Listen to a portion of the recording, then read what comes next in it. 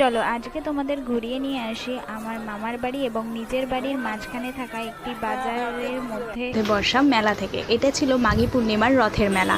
হ্যাঁ, এটা অনেক দিনের পুরানো ভিডিও আমার কাছে ছিল, তাই আপলোড করে দিচ্ছি। আর এখানকার পাঁশকুড়ার চপ আলাদাভাবে বসে, যেটা খুবই বিখ্যাত। টেস্ট আমার মোটামুটি ভালোই লাগে। তো এখানে মেলা যেরকম হয় বেশ জমজমাট, ভিড় ভাট্টা সমস্ত কিছুটাই রয়েছে। এখানে স্টলে দাঁড়িয়ে গেছে মা, মাসি, কাকিমা, দাদা সবাই।